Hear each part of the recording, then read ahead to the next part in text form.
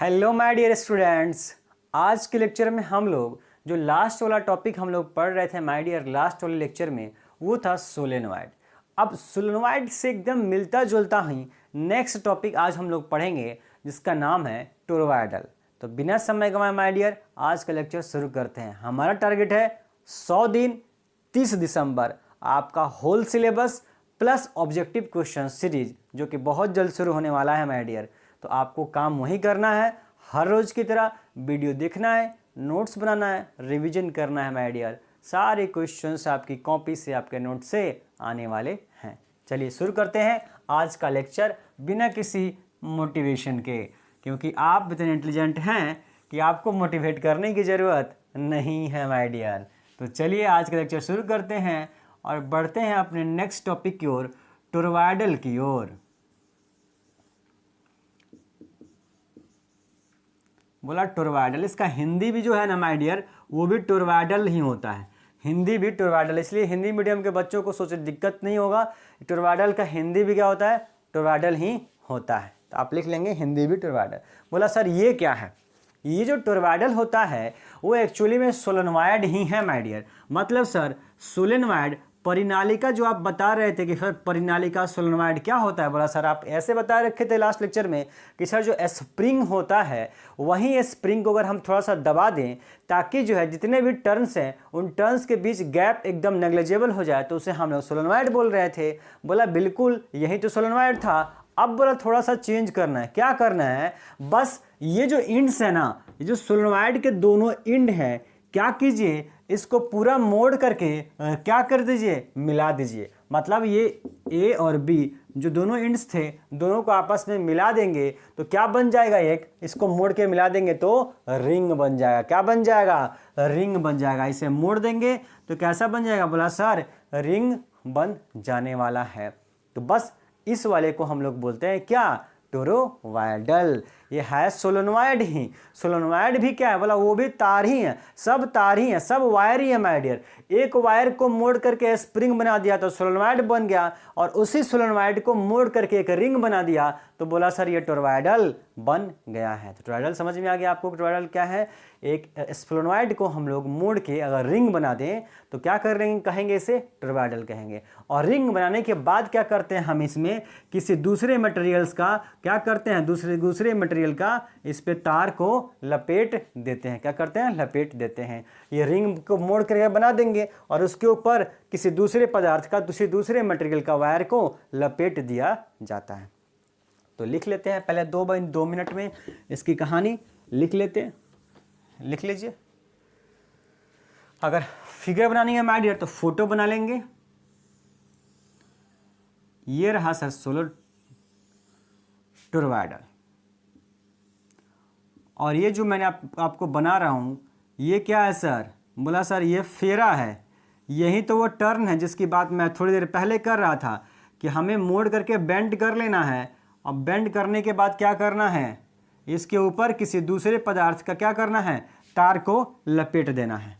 ये जो आप सर्कल बना हुआ देख रहे हैं, रिंग बना हुआ, यही सोलेनॉइड था जिसको मोड़ करके रिंग बनाया था। और जब रिंग बना दिए तो उसके ऊपर से हमको तार को लपेट देना है किसी दूसरे मटेरियल का। तो ये जो आपको ऐसे ऐसे बना हुआ है ये तार को हमने लपेट दिया है इसके ऊपर। तो ये आपका क्या है? टोरॉयडल का फिगर हो गया। तो टोरॉयडल के बारे में एक लाइन लिख लीजिए।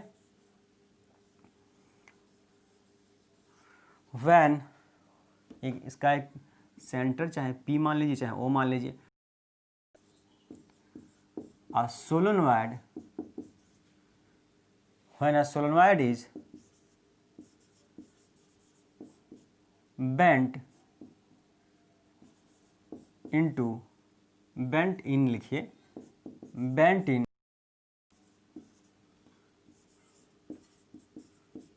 such a way that it form a shape of ring,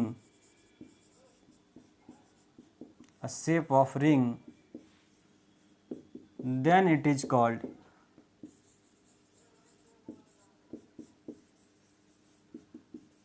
toroidal. कुछ लोग टोरॉयडल बोलते हैं और कुछ लोग इसको टोरॉयडल सोलेनॉइड भी बोलते हैं माय डियर।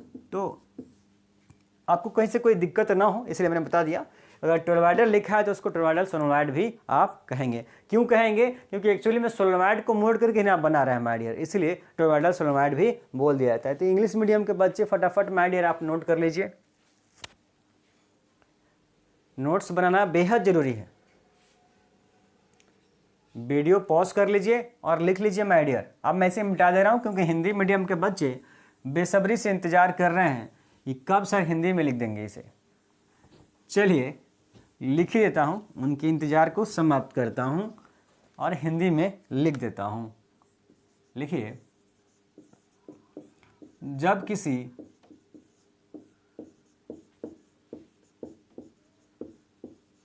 परिनालिका को मोड़कर रिंग की आकृति या आकार, यहाँ दोनों लिख सकते हैं, आकृति बना दी जाती है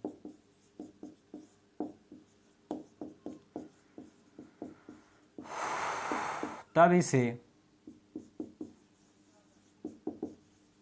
टोरवाइडल कहा जाता है।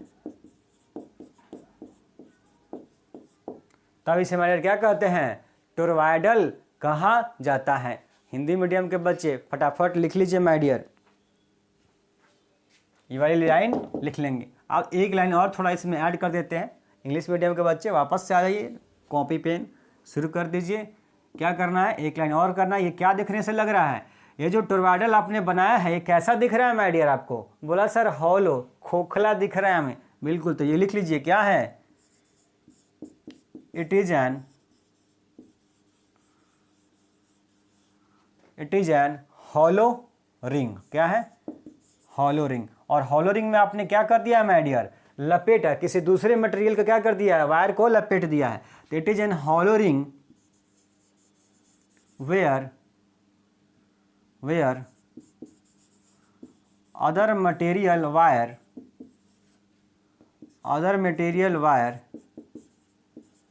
Is wound. ओन्ड मतलब क्या होता है माय डियर? लपेट देना, लपेटा होता है। लिख लेंगे ये क्या होता है? एक हॉलो रिंग होता है और इसमें क्या होता है? किसी दूसरे मटेरियल का क्या कहता है? तार को लपेट दिया गया होता है माय डियर। बिल्कुल, ऊपर को मिटा के फिर से हिंदी लिख देता हूं एक लाइन।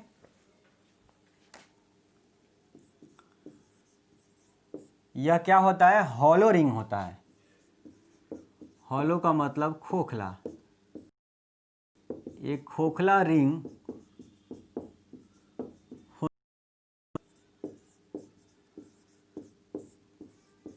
जिसके ऊपर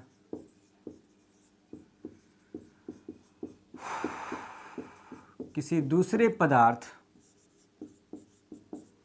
के तार को लपेट दिया जाता है माय डियर। तो कभी अगर आपसे पूछा जाए कि टोरवाइडल क्या है तो ये फोटो बना देंगे और जो दो लाइन मैंने लिखाया, जो दो स्टेप आपको लिखाया वो दोनों स्टेप लिख दीजिएगा माय डियर। 2 में 2 मार्क्स आपको मिल जाएंगे। अगर सीबीएसई के स्टूडेंट हैं तो 1 नंबर के क्वेश्चन में भी आ सकता है। बिहार बोर्ड में 2 नंबर में, यूपी बोर्ड में भी 2 नंबर में क्वेश्चन आता है या आ सकता है माय डियर। ठीक है, अब जरा हम अपने डेरिवेशन पे आते हैं। जो डेरिवेशन हमें करना था उस डेरिवेशन की बात कर लेते हैं। चलते हैं अपने third derivation ampere circuital law का। एम्पियर सर्किटल लॉ जो हम लोग पढ़ रहे थे माय डियर, उसका last number application ampere circuital law का एप्लीकेशन। 3 एप्लीकेशन बायोट लॉ का पढ़े हैं और 3 एप्लीकेशन माय डियर आपको एम्पियर सर्किटल लॉ का पढ़ना है। एक स्ट्रेट वायर का हम लोग पहले पढ़ चुके हैं। लास्ट लेक्चर में हमने क्या देखा था? आपको सोलेनॉइड देखा था। और आज के लेक्चर में हम लोग टोरवाइडल देखेंगे। ठीक है माय डियर, तो नेक्स्ट हेडिंग बनाइए फटाफट से, इसे जल्दी कोशिश करेंगे निपटाने के लिए। Magnetic field due to current carrying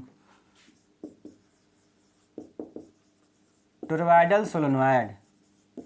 मैंने अभी बोला आपको टोरवाइडल भी लिख सकते हैं या टोरवाइडल सोलेनॉइड भी लिख सकते हैं। हिंदी में लिख लेंगे। मैंने बोला हिंदी का हिंदी होता है टोरवाइडल धारावाही लिख लीजिए, करंट करेंगे है ना, धारावाही टोरॉयडल के कारण उत्पन्न चुंबकीय क्षेत्र, उत्पन्न चुंबकीय क्षेत्र। तो बड़ा माय डियर फटाफट से हम लोग क्या करते हैं, थोड़ा डायग्राम ड्रॉ करते हैं। तो बोला सर अभी हमने डायग्राम ड्रॉ कर ही लिया है, आपको टोरॉयडल का डायग्राम ड्रॉ कर लिया है। ये थोड़ा सा गड़बड़ हो गया, कोई बात नहीं है। टोरॉयडल हो गया हमारा। हमने बोला टोरॉयडल के ऊपर क्या करना है माय डियर, आपको क्या करना है, लपेटा, तारें लपेट देनी है। बिल्कुल लपेट दीजिए, कोई दिक्कत नहीं है।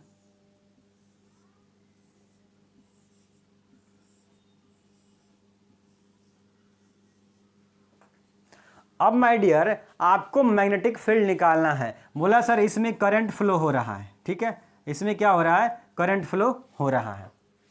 ये रहा करंट फ्लो हो रहा है।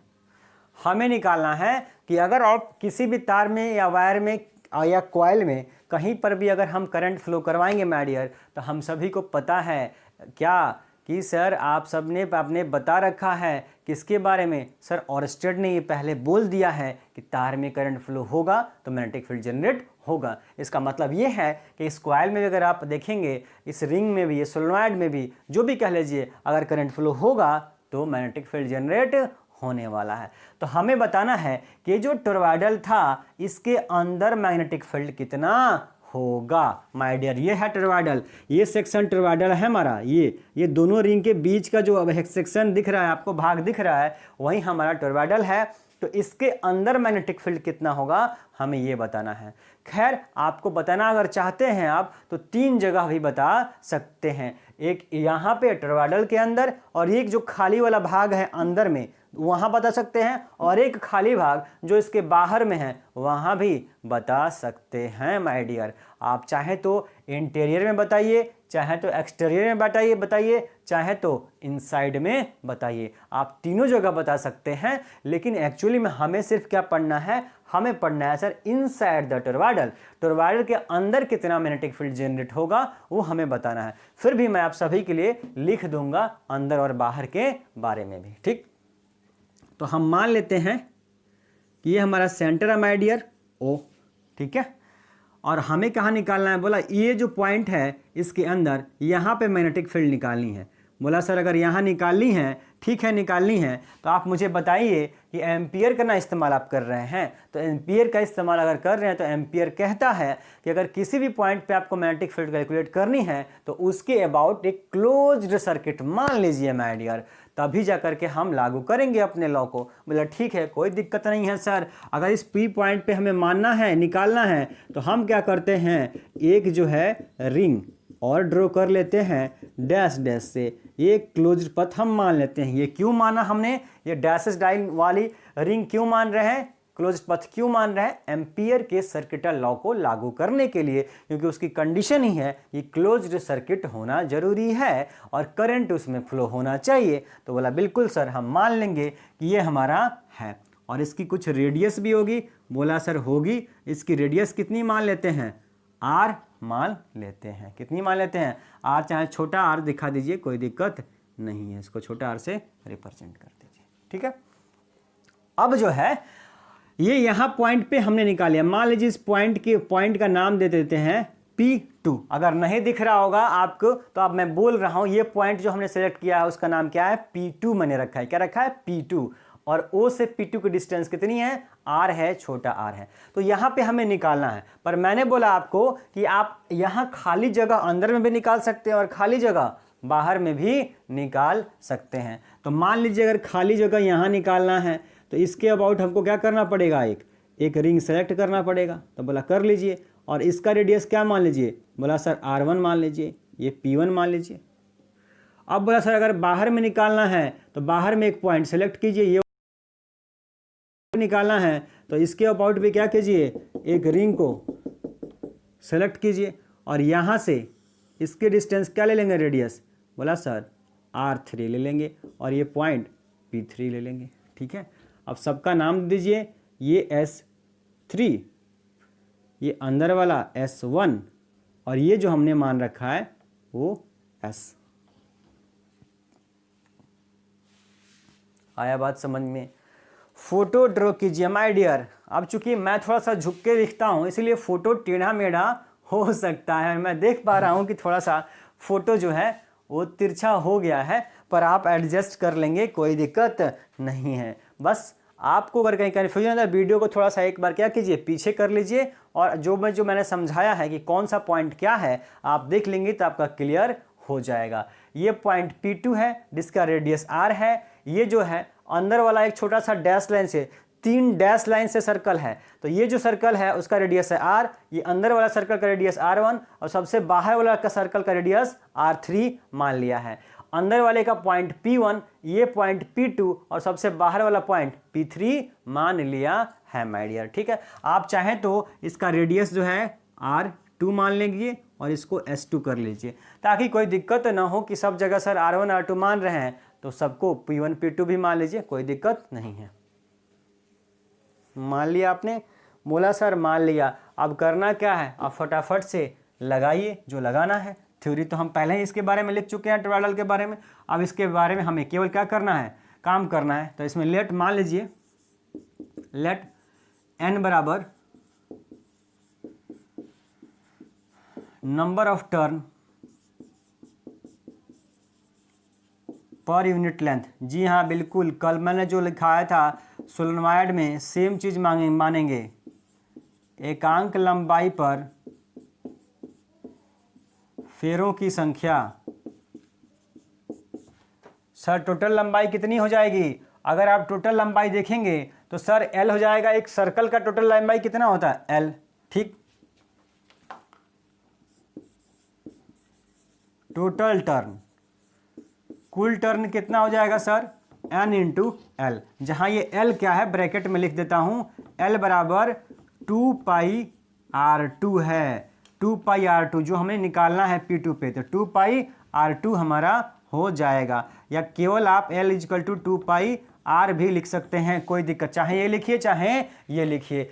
L माने वृत्त की परिधि, मान लीजिए DL का इंटीग्रेशन करते हैं तो पूरा परिधि मिल जाएगा सर्कल का, तो L इजकल टू क्या हो जाएगा 2 पाई R, तो पूरी लेंथ कितनी हो जाएगी 2 पाई R। तो एकांक लंबाई में n फेरा है तो टोटल लंबाई L है, L में हम मल्टीप्लाई कर देंगे n से तो टोटल टर्न आ जाएगा। I क्या हो जाएगा, current, current in each turn, प्रत्येक फेरा में प्रवाहित धारा, प्रत्येक फेरा में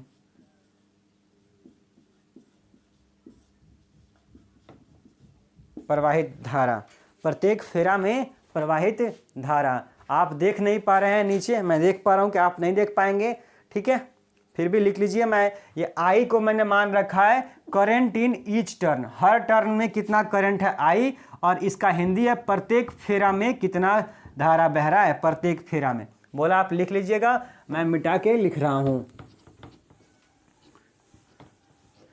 बोला सर टोटल करंट कितना हो जाएगा, I टोटल करंट कितना हो जाएगा सर, तो I एक फेरा में करंट और टोटल फेरा कितना है, बोला सर टोटल फेरा, टोटल टर्न कितना है NL है, तो कुल करंट कितना मिल गया, कुल करंट सर मिल गया टोटल करंट NIL, जो माय डियर आपके सोलेनॉइड में आया हुआ है बिल्कुल सेम रिजल्ट आने वाला है, क्योंकि ये है तो सोलेनॉइड ही ना माय डियर, सोलेनॉइड को मोड़ करके रिंग बना दे रहे हैं आप, तो इसलिए हमारा जो मैग्नेटिक फील्ड कैलकुलेट करेंगे वो भी आप देखिएगा कि सेम ही आएगा, आप इसे लिख लीजिएगा।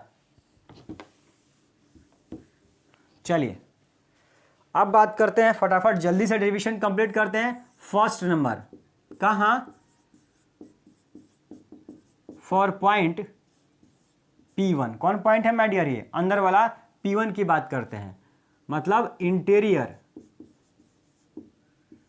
Interior of toroidal.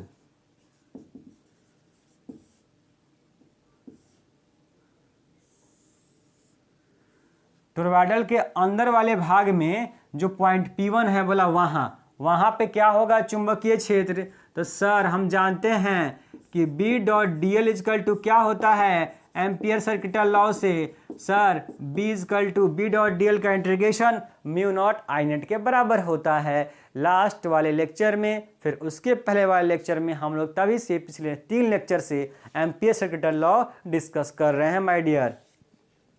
Integration of B dot D L किसके बराबर होता है, म्यू नॉट आई नेट। अब माय डियर आप देखिए, आप सभी यहां देखेंगे कि जो आपने पॉइंट P1 लिया है, जो पॉइंट P1 लिया है माय डियर, तो इस P1 पॉइंट के अबाउट जो आपने सर्कल कंसीडर किया है, जो आपने वृत्त माना है, ये देखेंगे क्या इसके अंदर में, इसके अंदर क्या करंट फ्लो हो रहा है, क्या इसके अंदर करंट फ्लो हो रहा है माय डियर इसके अंदर। बोला सर एम्पियर सर्किटल लॉ क्या बोलता है कि क्लोज्ड पथ के अलोंग या उसके अंदर में क्या होना चाहिए, करंट होना चाहिए। लेकिन सर करंट तो हमारा यहाँ फ्लो हो रहा है, ये देखिए, ये जो दोनों रिंग था कंप्लीट, करंट तो हमारा इसमें फ्लो हो रहा है ना। ये जो रिंग बना है अंदर वाला खाली भाग, उसमें तो सर कोई करंट ही नहीं है, और जब कोई करंट ही नहीं है, ये करंट ही नहीं है, तो इसका इंटीग्रेशन क्या होगा, बोला 0। तो क्या लिख लेंगे, आई नेट क्या है, 0 है। कहाँ के लिए, पॉइंट P1 के लिए। तो इसके लिए क्या हो जाएगा, integration of B dot D L, ये 0 हो गया भाई। इसके अंदर कोई, इस सर्कल में जो आपका P1 के लिए हम निकालना चाहते हैं, तो S3 S1 जो मान रखा है, S1 के अंदर करंट ही नहीं है। तब करंट ही नहीं है तो ये भी क्या हो जाएगा, 0। बोला ये 0 होने का क्या मतलब है, बोला सर मैग्नेटिक फील्ड 0 हो जाएगा, मैग्नेटिक फील्ड 0 हो जाएगा। फटाफट नोट कीजिए, देर नहीं लगाइए माय डियर, लिखने में देरी नहीं कीजिए। वीडियो पॉज करके लिख लेंगे, मैं मिटा रहा हूं। ओके चलिए, second number for point P2, कहां पे, इनसाइड द टोरॉइडल, टोरॉइडल के अंदर। बोला ये P2, और वहीं पे एक्चुअली में हमें निकालना भी वहीं है, P2 पे ही निकालना है, क्योंकि ये हमारा टोरॉइडल था, ये टोरॉइडल था जिसके ऊपर तार लपेट के आपने रखा है, ये टोरॉइडल था, और इसी में आपका करंट फ्लो हो रहा है। तो मैग्नेटिक फील्ड इसके अंदर ही हमको बतानी होगी। तो मैग्नेटिक फील्ड इसके अंदर हमारा कौन सा पॉइंट ले लिया हमने, P2 ले लिया, इनसाइड द टोरॉइडल, टोरॉइडल के अंदर मैग्नेटिक फील्ड कितना होगा। बोला sir integration of B dot D L इतना होता है। बोला सर होता है, और हम क्या जानते हैं, हम क्या जानते हैं कि सर यहाँ पे इस वाले लूप में तो करंट, यहाँ पे तो करंट फ्लो हो रहा है, और करंट फ्लो हो रहा है तो टोटल करंट कितना है, बोला सर NIL है। तो इसका मतलब तो ये हो गया कि integration of B dot D L equal to हम क्या लिखेंगे, म्यू नॉट NIL लिखेंगे माय डियर, क्या लिखेंगे, NIL लिख देंगे। अब बोला सर क्या जानते हैं हम लोग, ये बी डॉट डी एल यहाँ पे क्या हो जाएगा, B D L cos theta. बोला सर थीटा कितना है, बोला थीटा सर 0 डिग्री है। कितना है थीटा, 0 डिग्री है। डीएल और मैग्नेटिक फील्ड के बीच का एंगल कितना है, बोला सर 0 डिग्री है।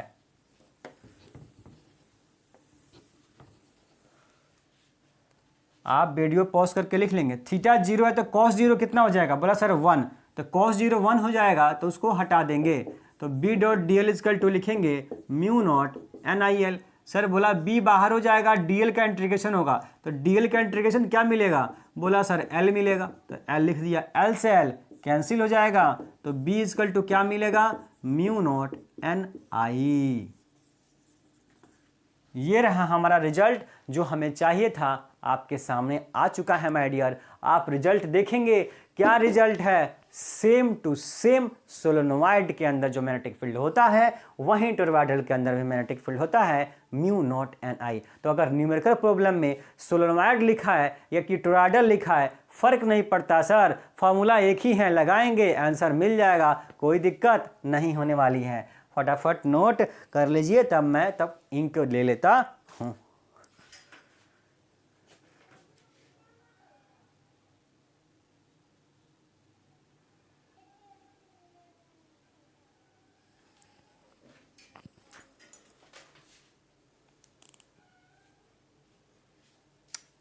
रब करने वाला कहाँ रख दिया, ओके मिल गया, मिल गया, चलिए। लिख लिया आपने। चलिए अब मैं मिटा देता हूँ। इसे ही हमें चाहिए था, यही चाहिए था हमें। आपकी मर्जी है, आप थर्ड नंबर भी लगा सकते हैं। कहाँ sir?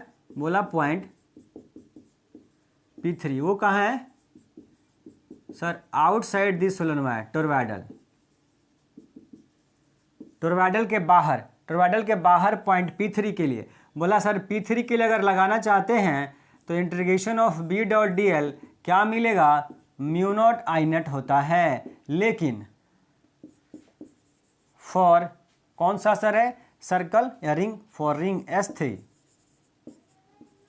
S3 net incoming current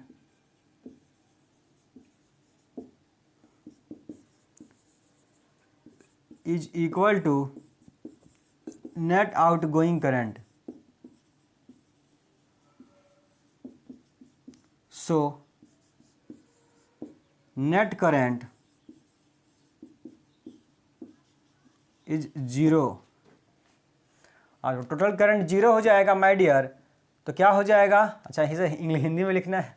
हाँ, हिंदी वाले बच्चे परेशान हो जाएंगे कि सर फटाफट आप इंग्लिश में लिख के भाग जाते हैं। अच्छा बड़ा दिक्कत है माय डियर। हिंदी वाले बच्चे कमेंट करते हैं सर कि आप केवल इंग्लिश में लिखते हैं, और इंग्लिश वाले कमेंट करते हैं कि सर केवल हिंदी में लिखते हैं। ये क्या चक्कर है? समझ में नहीं आता मुझे, क्योंकि मैं तो हिंदी इंग्लिश दोनों में लिखता हूँ सारी बातें, और बातें तो हिंदी में ही करता हूँ, लिखने के लिए आपको हिंदी इंग्लिश दोनों में यूज करता हूँ। फिर भी जो है, चलिए कोई बात नहीं, कोई बात नहीं माय डियर, हिंदी में लिख लीजिए। रिंग S3 से में लिखिए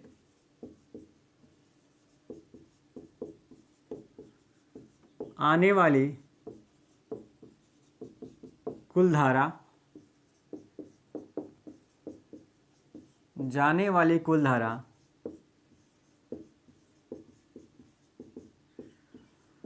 के बराबर है। अतः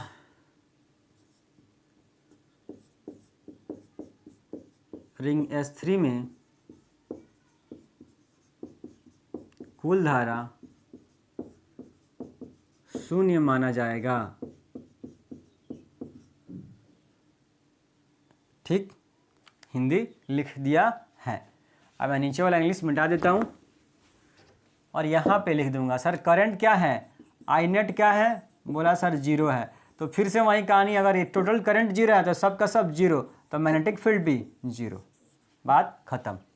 ठीक है माय डियर, खत्म हो गया ये टॉपिक। इसके साथ ही एम्पियर सर्किट लॉ होता है समाप्त माय डियर। करना क्या है? करना यही है, न्यूमेरिकल सोल्व करना है। देखिए 100 दिनों में हमें फिजिक्स कंप्लीट करना है माय डियर।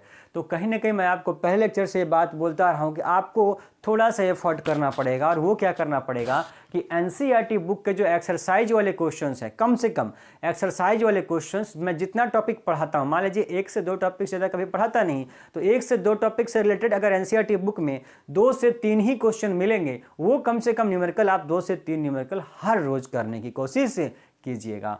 मतलब कि सोलेनॉइड पे बेस्ड न्यूमेरिकल आप जरूर करेंगे जो एनसीईआरटी बुक के अंदर दिया गया है। सोलेनॉइड पे बेस अगर हमें टाइम मिलेगा तो हम शायद करवाएंगे, लेकिन अगर नहीं मिला माय डियर तो पहले आप अपनी तरफ से कोशिश कीजिए कि सोलेनॉइड से जो रिलेटेड क्वेश्चन है एनसीईआरटी एक्सरसाइज में 2-3 क्वेश्चन वो आप जरूर से जरूर करें माय डियर। और आपको फॉर्मूला पता है और एन का कंसेप्ट पता है कि सर एन एकांक लंबाई पे फेरा है, number of turn per unit length पे है, कि पर यूनिट टर्म यानी यूनिट लेंथ पे कितना टर्न है, तो आपसे गलती नहीं होगी, क्वेश्चन सॉल्व हो जाएगा। बढ़ते हैं नेक्स्ट टॉपिक पे।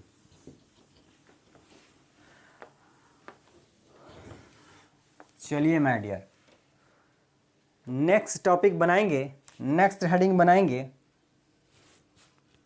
चलिए,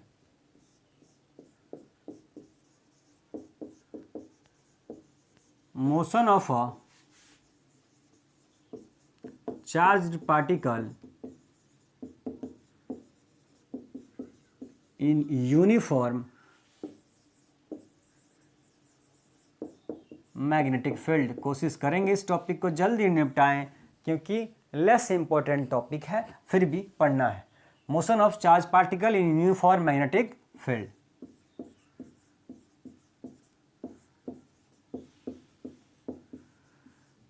समरूप चुंबकीय क्षेत्र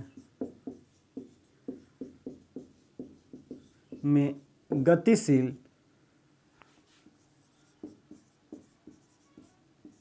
आवेश, समरूप चुंबकीय क्षेत्र में गतिशील आवेश। बोला ये सर ये कौन सा टॉपिक है, इसमें क्या निकालना। देखिए पहली बात, ये टॉपिक पढ़ते ही हर कोई के मन में ये क्वेश्चन आएगा, अगर आप थोड़ा भी सिंसियर हैं पढ़ाई के प्रति, आप सबकी सेंसिटिविटी है, तो आप ये सोचेंगे कि सर इस हेडिंग में तो कुछ भी लिखा ही नहीं गया है कि क्या पढ़ना है। मतलब ये कह रहा है कि चुंबकीय क्षेत्र में एक आवेश है, वो गति करता है, तो फिर गति करता है तो क्या, बोला गति करता है तो क्या, तो बोला पढ़ना है यही है कि जब आपको एक चार्ज मोशन में आएगा मैग्नेटिक फील्ड के अंदर, तो उसके साथ क्या हो रहा है, हमें ये जानना है माय डियर। तो समझते हैं, यहाँ से इस टॉपिक से सिर्फ एक रिजल्ट है जिसे आप ही को याद रखना है। हालांकि कुछ फार्मूला निकल के आएंगे, वो फार्मूला आपके नेक्स्ट टॉपिक के लिए काफ़ी इंपॉर्टेंट होगा, लेकिन इस टॉपिक का बेसिक मतलब होगा कि आप समझें एक कॉन्सेप्ट को। चलिए जानते हैं, ठीक है।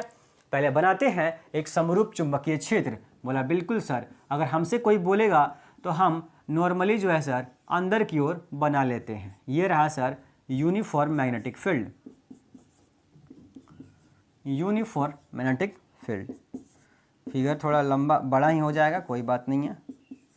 ये यूनिफॉर्म मैग्नेटिक फील्ड हो गया, और मैग्नेटिक फील्ड का लिए क्या बना रखा है सर, क्रॉस। और आप सभी को पाम रूल में पढ़ा चुका हूं कि क्रॉस का मतलब होता है अंदर, इस बोर्ड के अंदर, परपेंडिकुलर, इस बोर्ड के परपेंडिकुलर। बोला कहां सर, अंदर की ओर, ऐसे मार्कर अंदर होना चाहिए, ठीक है माय डियर। तो मैग्नेटिक फील्ड है ये, ठीक। मैग्नेटिक फील्ड मैं लिख देता हूं, ये क्या है, बी है, मैग्नेटिक फील्ड है। और इस मैग्नेटिक फील्ड में क्या है, एक चार्ज पार्टिकल है माय डियर, प्लस क्यू। अब ये प्लस क्यू चाहता है कि हम मूव करें इस मैग्नेटिक फील्ड के अंदर। बोला मूव करो, कोई रोका थोड़ा ना है तुमको, रोक लो, चलो जाओ। बोला कि ठीक है हम चलते हैं सर। बोला जाइए, कोई दिक्कत नहीं है। ये जाएगा v वेलोसिटी के साथ। अब जैसे v वेलोसिटी के साथ ये चार्ज पार्टिकल इस यूनिफॉर्म मैग्नेटिक फील्ड के अंदर मोशन करना चाहेगा माय डियर, वैसे ही उसके साथ कुछ होने वाला है। और क्या होने वाला है, वो ये होगा कि मैग्नेटिक फील्ड उसके ऊपर फोर्स अप्लाई करना शुरू कर देता है। मतलब ये समझिए कि ये जो है, ये मैग्नेटिक फील्ड था, इसका इस चुंबक का अपना एरिया था। कोई चुंबक है, मैग्नेट है, उसका अपना मैग्नेटिक फील्ड है। और उस मैग्नेटिक फील्ड में ये चार्ज बेचारा चुपचाप बैठा था, मतलब कोई डिस्टर्बेंस क्रिएट नहीं कर रहा था। तो भले उसके क्षेत्र में है लेकिन डिस्टर्ब क्रिएट नहीं कर रहा था। तो बोला ठीक है बैठे रहो, कोई दिक्कत नहीं है हमको। लेकिन जैसे ही वो क्या करेगा, चलना कोशिश करेगा, यानी कि मूव करना शुरू करेगा चार्ज, वैसे ही मैग्नेटिक फील्ड के अंदर हलचल पैदा होने लग जाएगी। अब मैग्नेटिक फील्ड सोचेगा कि यार ये तो मुझे अब डिस्टर्ब कर रहा है, इससे तो मोशन में आ गया, अब क्या करें। तो बोला अगर ऐसा करेगा तो फिर मैग्नेटिक फील्ड क्या करेगा, अपोज करना शुरू कर देगा उसका, यानी कि उसके खिलाफ एक्शन लेना चालू कर देगा। आप ऐसे समझ सकते हैं। तो बोला बिल्कुल सर, अगर वो शांत बैठा था तो हम कोई एक्शन नहीं ले रहे थे, लेकिन जैसे ही वो मोशन में आया तुरंत एक्शन लेना शुरू कर दिया। कौन, मैग्नेटिक फील्ड। और एक्शन लेगा तो मैग्नेटिक फील्ड करेगा क्या, आप सभी को पता है, magnetic field magnetic force apply करना शुरू कर देगा। क्या करेगा, मैग्नेटिक फील्ड मैग्नेटिक फोर्स इस चार्ज के ऊपर अप्लाई करना शुरू कर देगा। बोला कर देगा, तो ऐसा क्या हो जाएगा। बोला हो जाएगा माय डियर, कैसे नहीं होगा देखेंगे जरा। अब जो magnetic field magnetic force apply होगा, वो मैग्नेटिक फोर्स का डायरेक्शन किधर होगा, पहले हम ये जान लेते हैं, फिर इसके बारे में देखेंगे कि इसके साथ देखते हैं। बोला सर अगर आपको मैग्नेटिक फोर्स का डायरेक्शन चाहिए तो आपको फ्लेमिंग का लेफ्ट हैंड थंब रूल इस्तेमाल करना पड़ेगा। फ्लेमिंग का लेफ्ट हैंड थंब रूल क्यों इस्तेमाल करते हैं, क्यों इस्तेमाल करते हैं, मैग्नेटिक फोर्स की डायरेक्शन को बताने के लिए, रिप्रेजेंट करने के लिए माय डियर। बोला ठीक है सर, जरा लेफ्ट हैंड थंब रूल क्या कहता है एक बार बता दीजिए, हम भूल गए हैं। कोई बात नहीं, बता देते हैं। बोलता है कि ये है लेफ्ट हैंड के तीनों उंगलियां, फर्स्ट सेकंड थर्ड जो उंगली है, तीनों को आप क्या कीजिए, एक दूसरे के परपेंडिकुलर रख दीजिए। और ये बोलता है फ्लेमिंग का लेफ्ट हैंड रूल कि अगर आपका मिडिल फिंगर, ये मिडिल फिंगर करंट के डायरेक्शन को दर्शाता हो, करंट स्लैश वेलोसिटी, चार्ज की वेलोसिटी के डायरेक्शन को रिप्रेजेंट करता हो। मतलब ये चाहे करंट हो चाहे वेलोसिटी हो, ये करंट हो या वेलोसिटी हो, करंट हो या वेलोसिटी हो। और साथ में अगर आपका ये फर्स्ट फिंगर, पहली उंगली जो इंडेक्स फिंगर कह लें या फर्स्ट फिंगर कह लें, ये मैग्नेटिक फील्ड चुंबकीय क्षेत्र की दिशा में हो, अगर ये दोनों ऐसा है कि ये करंट की दिशा में हो, मिडिल फिंगर बीच वाली उंगली अगर करंट के डायरेक्शन में हो, या अगर करंट वहाँ उपलब्ध नहीं है तो अगर चार्ज की स्पीड है, वेलोसिटी है, तो ये वेलोसिटी के डायरेक्शन में हो, और ये जो फर्स्ट फिंगर है इंडेक्स फिंगर, ये मैग्नेटिक फील्ड को रिप्रेजेंट करती हो, तब अगर ये दोनों हो रहा है तब उसके बाद ये अंगूठा जिधर होगा वो मैग्नेटिक फोर्स के डायरेक्शन को रिप्रेजेंट करेगा, ये चुंबकीय बल की दिशा को बताएगा। बोला सर लगा लेते हैं, कोई दिक्कत नहीं है। बोला सर देखिए सर कि मैग्नेटिक फील्ड तो सर अंदर है, ये रहा क्रॉस, तो बोला सर जैसे ये वाली फर्स्ट फिंगर कहाँ रखनी पड़ेगी, अंदर की ओर। बोला सर अंदर की ओर रख देंगे, बिल्कुल। बोला सर ये चार्ज मोशन में कहाँ है, बोला ऊपर की ओर। तो मैंने बोला अगर करंट प्रेजेंट नहीं है तो चार्ज की स्पीड होगी, वेलोसिटी होगी, और वेलोसिटी के डायरेक्शन में किसको रखना है, वेलोसिटी के डायरेक्शन में मैग्नेटिक फील्ड को, ये मिडिल फिंगर को रखना है। तो बोला सर मिडिल फिंगर को रखिए ऐसे। तो बोला सर मिडिल फिंगर को अगर ऐसे रखेंगे तो ये कहाँ चला जा रहा है, इधर की ओर। लेकिन हम जानते हैं चुंबकीय क्षेत्र मैग्नेटिक फील्ड कहाँ है, अंदर की ओर है सर। तो आप अंगूठा घुमाइए, हाथ घुमाइए और ऐसे कीजिए, ये देखिए, ये देखेंगे ऐसे, तो ये अंदर की ओर है, ये अंदर की ओर है, बिल्कुल मैग्नेटिक फील्ड के डायरेक्शन में है। और ये मिडिल फिंगर, ये जो मिडिल फिंगर है, मिडिल फिंगर ये कहाँ है, ऊपर की ओर। देखिए चार्ज की वेलोसिटी भी कहाँ है, ऊपर की ओर है माय डियर। तब आपका अंगूठा देखिए कहाँ है, अंगूठा सर इधर है, हमारे लेफ्ट में है माय डियर। इसका मतलब क्या हुआ, इस चार्ज के ऊपर जो फोर्स लगेगा उसका डायरेक्शन किधर होगा, लेफ्ट साइड में होगा। तो फोर्स जैसे लगेगा वैसे लगते ही इसके डायरेक्शन को क्या कर देगा, लेफ्ट साइड में मोड़ देगा। तो जैसे ये चार्ज चलना शुरू किया भी डायरेक्शन में, ये क्या होगा, लेफ्ट में मुड़ जाएगा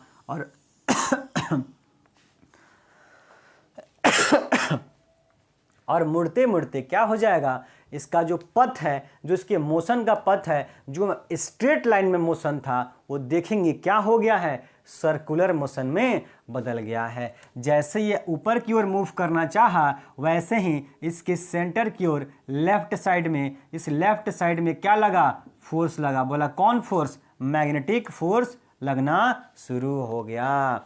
सेंटर अंदर की ओर मैग्नेटिक फील्ड है और चार्ज ऊपर, अंदर की ओर मैग्नेटिक फील्ड, इसका वेलोसिटी ऊपर की ओर, तो मैग्नेटिक फोर्स कहाँ, बोला अंदर की ओर। तो मैग्नेटिक फोर्स कहाँ लग गया, अंदर, यानी ये सर लेफ्ट साइड में लग गया। तो जैसे इधर मूव करना चाहेगा तुरंत चार्ज को क्या कर देगा, फोर्स लग करके मोड़ देगा। जैसे थोड़ा सा आगे जाएगा मुड़ करके यहाँ पहुंचा जैसे ही, तो वेलोसिटी का डायरेक्शन इधर की ओर है। तो बोला वेलोसिटी इधर है सर, क्या हो जाएगा, हमें क्या करना है, बोला मिडिल फिंगर या वेलोसिटी डायरेक्शन यही ने चेंज करना है। बोला सर ऐसे था, अब क्या करना है, बोला सर ऐसे हो जाएगा। मिडिल फिंगर इधर आ गया, मैग्नेटिक फील्ड अंदर, तो फोर्स कहाँ, बोला सर फोर्स नीचे की ओर लगेगा। जैसे चार्ज हमारा यहाँ पहुँचेगा वेलोसिटी के साथ, फिर से क्या करेंगे, हम अपना अंगूठा घुमा लेंगे, ऐसे कर लेंगे, बोला ऐसे हो जाएगा हमारा, ये हो गया मैग्नेटिक फील्ड अंदर की ओर, मिडिल फिंगर नीचे की ओर, अंगूठा कहाँ, बोला अंदर की ओर, फोर्स अंदर की ओर। इसी तरीके से क्या होगा, हम देखेंगे कि जो चार्ज है माय डियर, चार्ज है वो सर्कुलर मोशन शुरू कर देगा। चार्ज चलना शुरू करेगा लीनियर मोशन में, लेकिन जैसे चलना शुरू करेगा लीनियर मोशन से उसका डायरेक्शन चेंज करके ये मैग्नेटिक फोर्स क्या करेगा, उसके मोशन को सर्कुलर मोशन में बदल देता है my dear.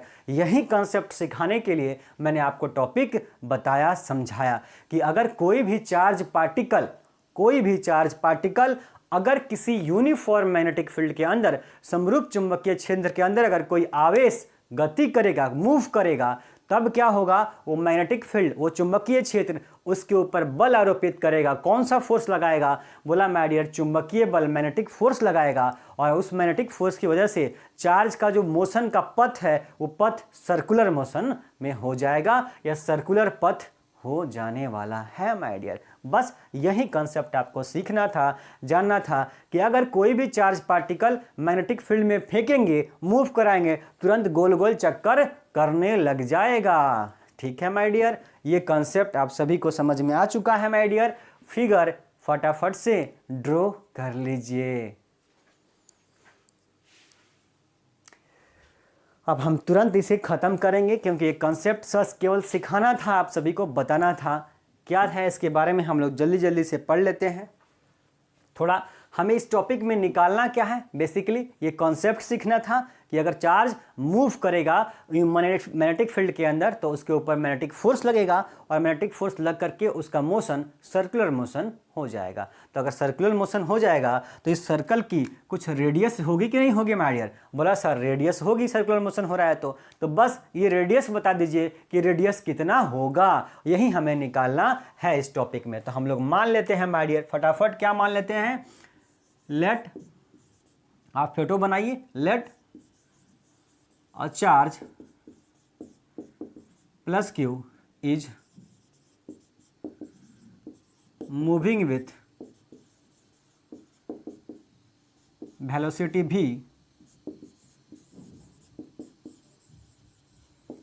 in uniform magnetic field B। My dear, मैं अपने यहाँ पढ़ाता हूँ को अपने कोचिंग्स में, तो 3 घंटे के जो बैच होती है, 3 घंटे में जितना ताकत लगती है आपके एक वीडियो शूट में उतनी एनर्जी माय डियर लगती है। ये इतनी एनर्जी मैं इसलिए लगा रहा हूँ, इतना कॉन्सेप्ट इसलिए सिखा रहा हूँ, बस सिर्फ और सिर्फ इसलिए कि आप सभी का मार्क्स 80+ माय डियर आ जाए और आप सभी मुझे बताएं कि सर मेरा आपने पढ़ाया मुझे और मेरे मार्क्स कितना आया, और वो जो खुशी मिलेगी वो मैं बता नहीं सकता माय डियर। तो आपको करना है, वीडियो देखना है, नोट्स बनाना है माय डियर, और उस नोट्स को पढ़ना है। लिख लेंगे हिंदी में, माना कि आवेश प्लस क्यू v वेग के साथ कहाँ मूव कर रहा है? बोला सर समरूप चुंबकीय क्षेत्र में। समरूप चुंबकीय क्षेत्र में गति करता है। क्या माना है? माना कि आवेश q v वेग के साथ समरूप चुंबकीय क्षेत्र B में क्या करता है? गति करता है। ठीक, लिख लीजिए,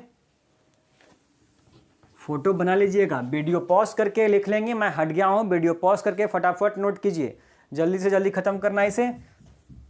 जो कॉन्सेप्ट सीखना था हम लोग सीख चुके हैं माय डियर, अब थोड़ा सा लिखने का काम बच गया है, उसे जल्दी से कंप्लीट करते हैं। माय डियर, फोर्स कितना लगेगा? Magnetic force on moving charge,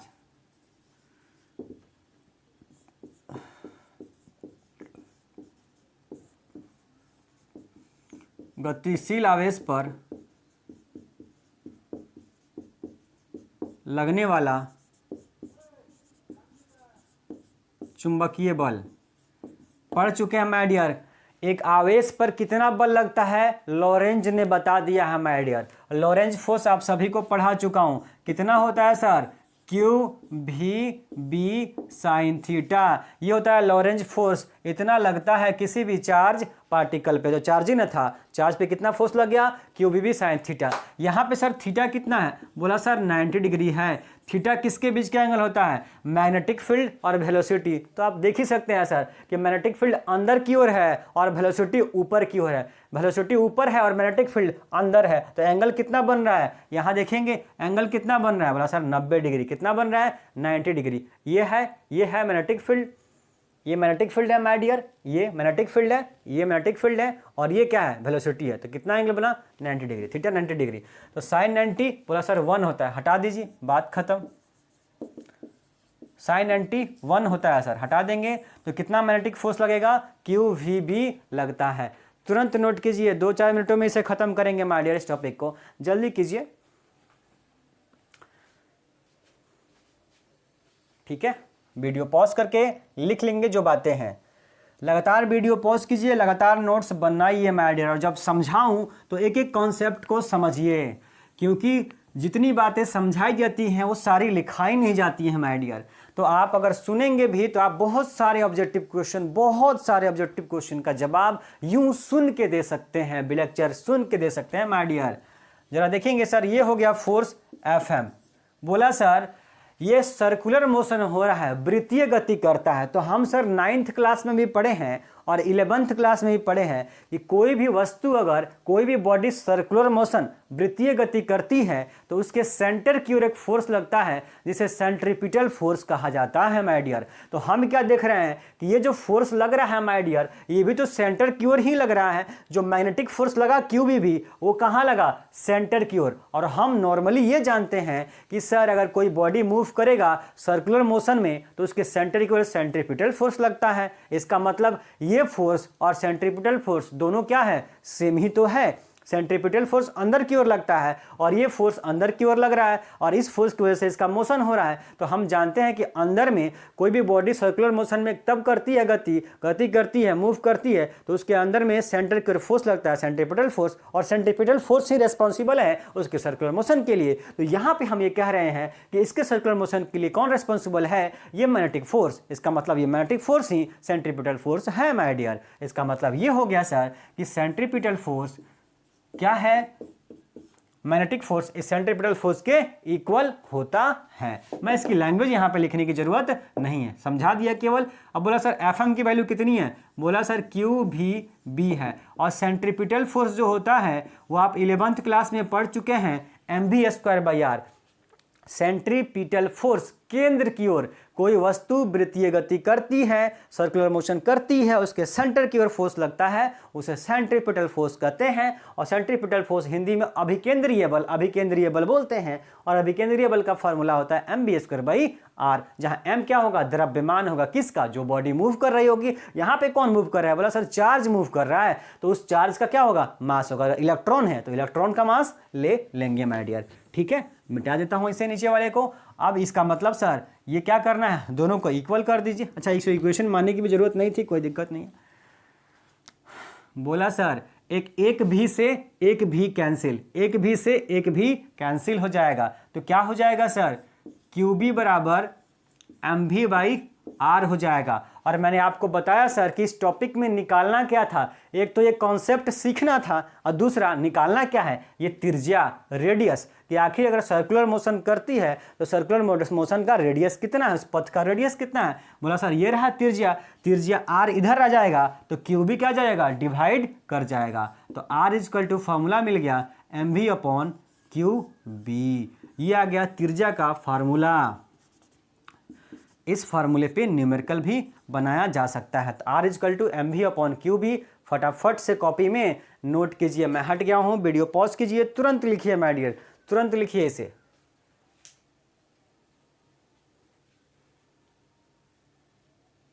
अब लास्ट बातें,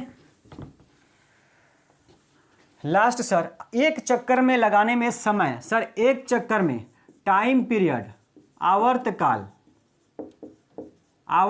सर बता दीजिए, आवर्तकाल क्या होगा। आवर्तकाल, एक चक्कर पूरा करने में लगा समय आवर्तकाल क्या कहलाता है, एक कंप्लीट राउंड कंप्लीट करने में, एक राउंड कंप्लीट करने में जो टाइम लगेगा उसको टाइम पीरियड बोलते हैं, आवर्तकाल बोलते हैं। तो सर अगर चार्ज यहां से चला इस पॉइंट से और घूम करके यहां आ गया तो जो समय लगा होगा उसको टाइम पीरियड बोलेंगे। बोला सर बिल्कुल। तो time period, time equal to क्या होता है, हमने बोला सर टाइम समय बराबर दूरी बटा चाल, हिंदी में क्या बोलते हैं, समय बराबर दूरी बटा चाल। इसका मतलब time equal to distance upon speed. बोला सर डिस्टेंस कितनी है, एक चक्कर पूरा किया तो कितना दूर चला। बोला सर यहां से चल के और यहां आएगा तो कितना दूर चलेगा, ये जो वृत्त की परिधि होगी, ये जो सर्कल का पेरीमीटर होगा, ये पेरीमीटर के ही तो बराबर चलेगा। बोला सर बिल्कुल। और पेरीमीटर कितना होता है सर, बोला 2πr होता है। और स्पीड किस स्पीड के साथ, बोला v स्पीड के साथ। तो टाइम पीरियड हो गया 2πr/v। बोला सर क्या करना है, अब करना कुछ नहीं है, यहां से देखेंगे 2 पाई आर बाई भी। तो आर बाई भी जरा देखिए इस वाले फॉर्मूले से, ये भी को अगर हम नीचे लेके आ जाएं, इस भी को नीचे लेके आ जाएं तो यहां से भी हट जाएगा। तो बोला सर आर बाई भी की वैल्यू कितनी होगी, एम बाई क्यू बी। तो आर बाई भी की जगह पे क्या लिख देंगे, एम बाई क्यू बी। तो 2 pi M upon Q into B, ये आ गया टाइम पीरियड का फॉर्मूला। ठीक है माय डियर, ये आ गया क्या, टाइम पीरियड का फॉर्मूला आ गया। ये आपका रेडियस का फॉर्मूला, ये टाइम पीरियड का फॉर्मूला, दो फॉर्मूले आपके सामने आ गए। और एक लास्ट फॉर्मूला बोलेगा sir frequency, frequency F equal to क्या होता है, 1 अपॉन टाइम, टाइम का उल्टा बोला, टाइम को उल्टा कर दीजिए, Q B upon 2 pi M. ये आ गया फ्रीक्वेंसी आवृत्ति का फॉर्मूला। ये क्या है, बोला सर फ्रीक्वेंसी है, आवृत्ति है। इसी आवृत्ति को साइक्लोट्रॉन फ्रीक्वेंसी भी बोलेंगे, साइक्लोट्रॉन फ्रीक्वेंसी, रुक जाइए, साइक्लोट्रॉन, साइक्लोट्रॉन फ्रीक्वेंसी जो नेक्स्ट टॉपिक हमारा है। तो ये था हमारा टॉपिक आज का क्लास, इतना ही डियर माय डियर। वीडियो आराम से लिखिए, देखिए और देखने के बाद नोट्स बनाइए। और बहुत शानदार दमदार नोट्स आपका बनवाया जा रहा है। सारे ऑब्जेक्टिव क्वेश्चन, सारे सब्जेक्टिव क्वेश्चन केवल पन्ने पढ़ के, किताबों कॉपी के सॉल्व हो जाएंगे। मिलते हैं अगले शानदार लेक्चर के अंदर।